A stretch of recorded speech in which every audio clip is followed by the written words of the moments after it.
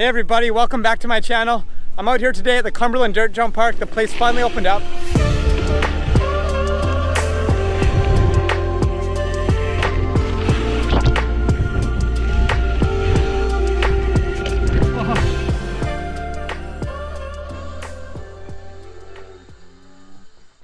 We had a late start because of COVID, but the jumps are sicker than ever.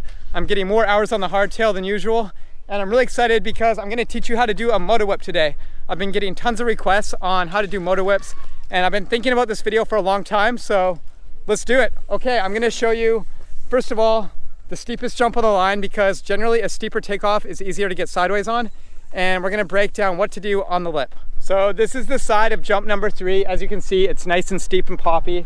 It's got a really quick compression, and the key to really getting as sideways as possible in the air is setting up for the jump. So you really want to get like nice and low, compressed, start preloading, and then as you come up and pop, you want to open up your body and then let your hips like lead you and then bring you back in with your arms and knees and legs and everything following. As you approach the takeoff, get nice and low and get ready to like just explode off that jump. So you're getting low, you're crouching, you're getting ready for like a really strong preload, and you want to put as much driving force into that lip as you can. You're putting all your weight into that ramp. And as you're coming up and off it, you want to allow yourself to get more and more weightless the higher on the lip you are.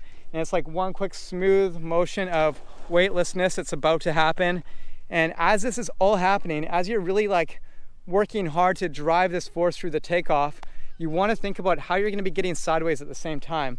And what I do is I really try to lean the inside of my body. I kick my back tire to the left side, so I'm dropping my right side of my body because that's allowing me to like kind of drop that whole side and kick up the left side more.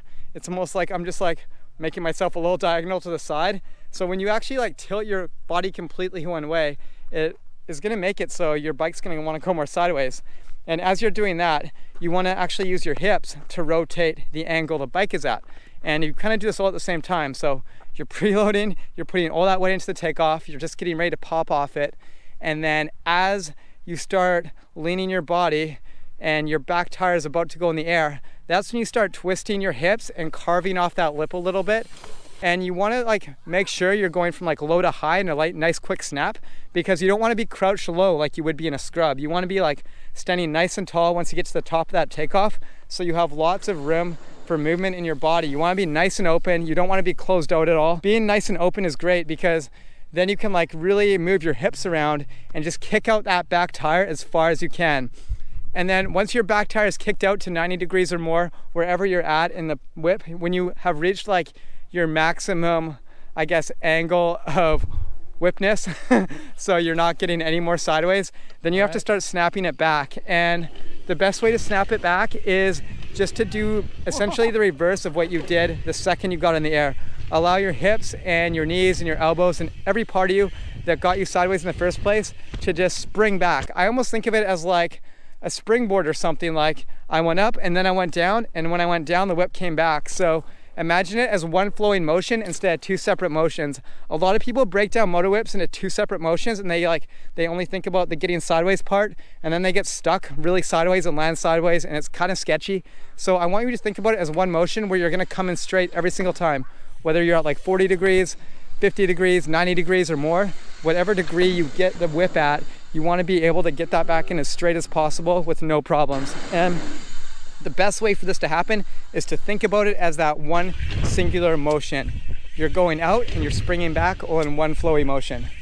And that's how you do a moto whip, or at least that's the way that I do moto whips. Everyone kind of has their own unique way of whipping, and there's a few different ways you can do it as well. Like a lot of riders will start off in the tabletop and they'll just like kick out their table and get it really sideways. I'm going to teach you how to do that in a separate video because I think that's also a really cool trick. Actually, I don't even know if moto whips are a trick. What do you guys think? Leave a comment below and let me know if you think moto whips are a trick or just a style thing. I'm not quite sure, but I love doing them. They're one of my favorite things in the world, and that is kind of my mindset behind them. That's what goes through my mind. That's what I think about when I execute them. So I hope you found that really helpful, and I'll have more tutorials to come in the future. So thanks for tuning in. See you in the next one.